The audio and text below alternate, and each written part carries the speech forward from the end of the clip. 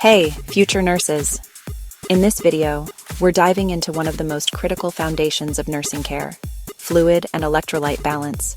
We'll break down what it means, why it matters, and how to manage the most common imbalances you'll see in clinicals and on the NCLEX. Let's get into it. Fluid and electrolyte balance refers to maintaining proper amounts of water and minerals like sodium, potassium, calcium, and more in the body. These are essential for everything from nerve transmission and muscle contraction to heart rhythm and kidney function. Imbalances can throw off every system. Let's look at fluid volume deficit, also known as dehydration.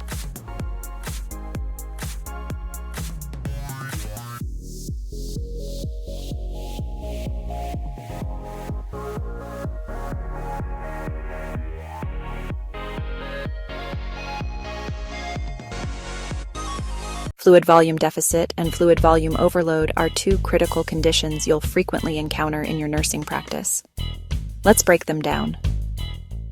Fluid volume deficit, commonly known as dehydration, happens when the body loses more water than it takes in.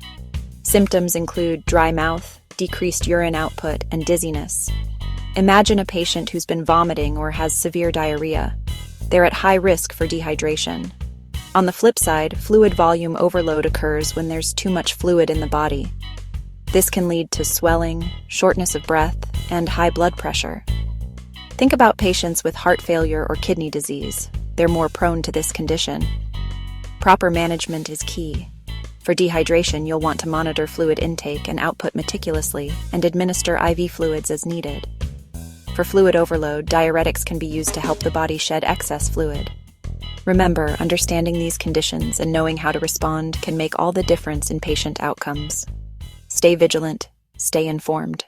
Now let's dive into sodium imbalances, specifically hypernatremia and hyponatremia. Hypernatremia occurs when there is a high sodium level in the blood. This condition is often caused by dehydration or excessive salt intake. Key symptoms to watch for include intense thirst, confusion, and muscle twitching. Imagine a patient who has been sweating excessively or hasn't had enough water.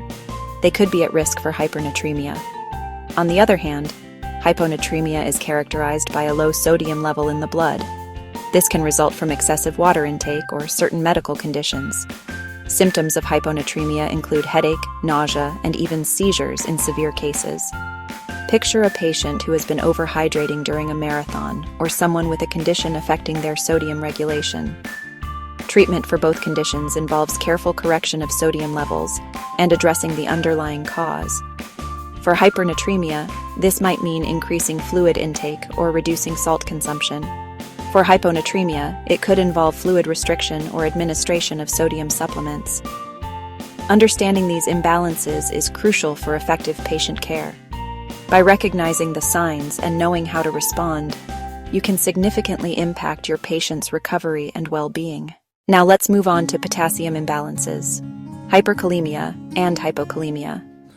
Hyperkalemia, or high potassium levels, can be particularly dangerous as it affects heart rhythms and muscle function. Imagine a patient with kidney dysfunction or someone taking certain medications. They could be at risk for hyperkalemia. Key symptoms include muscle weakness, fatigue, and potentially life-threatening arrhythmias. Management often involves medications to lower potassium levels and dietary adjustments. On the flip side, we have hypokalemia, which is characterized by low potassium levels. This can lead to muscle cramps, weakness, and arrhythmias as well. Common causes include the use of diuretics and gastrointestinal losses, such as vomiting or diarrhea. Treatment typically includes potassium supplements and addressing the underlying cause to restore balance. Understanding these potassium imbalances is essential for providing effective patient care.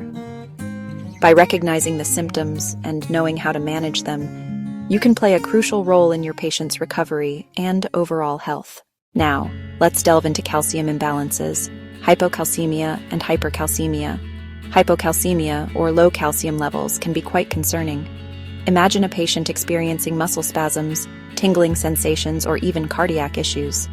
These symptoms can often result from vitamin D deficiency or parathyroid disorders. Key interventions include calcium supplements and addressing the root cause to stabilize calcium levels. On the other hand, hypercalcemia refers to high calcium levels in the blood.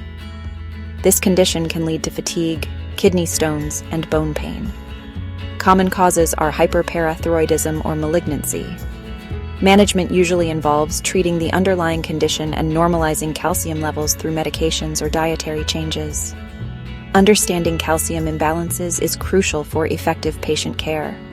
By recognizing the symptoms and knowing the appropriate treatments, you can significantly impact your patient's health and recovery. Next, let's explore magnesium and phosphate disorders. Magnesium is crucial for muscle and nerve function, and its imbalance can cause muscle cramps, seizures, and cardiac issues. Imagine a patient presenting with unexplained muscle spasms, or even severe cardiac arrhythmias. Magnesium levels might be the culprit. Common causes include chronic alcoholism, gastrointestinal losses, and certain medications. Management typically involves magnesium supplements and addressing the underlying cause. Now, let's talk about phosphate. This electrolyte is essential for energy production and bone health. Disorders in phosphate levels can result from kidney disease, malnutrition, or again, specific medications. Low phosphate levels can lead to muscle weakness, respiratory failure, and even altered mental status. On the flip side, high phosphate levels can cause itching, joint pain, and vascular calcification. Treatment often involves dietary changes, phosphate binders, or supplements, depending on whether the levels are too high or too low. Understanding these imbalances is vital for comprehensive patient care. By recognizing the symptoms and knowing the appropriate treatments, you can make a significant difference in your patient's health and recovery. Let's delve into kidney function and the differences between acute and chronic kidney injuries. Acute kidney injury, AKI, is a sudden loss of kidney function, often due to dehydration, infections, or certain medications.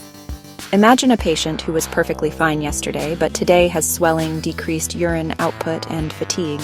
These could be signs of AKI. Immediate management includes rehydration, addressing the infection, or stopping the offending medication. On the other hand, chronic kidney disease, CKD, is a gradual loss of kidney function over time, frequently caused by long-standing conditions like diabetes or hypertension. Patients may experience persistent fatigue, swelling, and gradual changes in urine output. Managing CKD involves controlling the underlying disease, using medications to slow the progression, and in advanced cases, dialysis might become necessary. Understanding the distinctions between AKI and CKD is crucial for providing timely and effective care. By recognizing the symptoms and knowing the appropriate interventions, you can significantly impact your patient's outcomes. Stay informed, stay prepared, and always prioritize patient safety. Now let's talk about top nursing interventions and treatments for fluid and electrolyte imbalances. Understanding the right steps can make all the difference in patient outcomes. First, always monitor vital signs closely. Changes in blood pressure, heart rate, and respiratory rate can be early indicators of imbalances. Use your assessment skills to identify any deviations from the norm. Next, assessing fluid balance is crucial. Keep an eye on input and output charts, and look for signs of dehydration or fluid overload. This can help you make informed decisions on fluid administration. When it comes to medications, administering them correctly is key. Whether it's diuretics, electrolyte supplements, or IV fluids, follow protocols meticulously to ensure patient safety.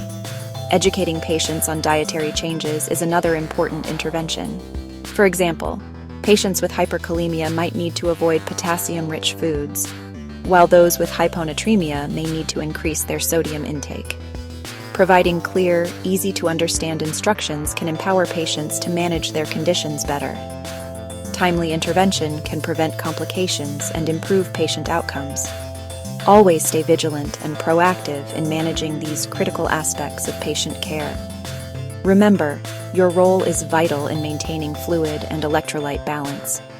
By taking these steps, you can significantly impact your patient's health and well-being. Keep up the great work and continue to prioritize patient safety and education. Here's your rapid review. Know the signs, know the labs, and act fast. Whether it's potassium killing your rhythm or sodium fogging up a patient's brain, your interventions matter. Stay sharp, stay safe, and always assess before you act. If this helped you understand fluid and electrolyte imbalances better, give it a like and share with your classmates. Subscribe for more nursing videos just like this. Got a question? Drop it below. We've got you.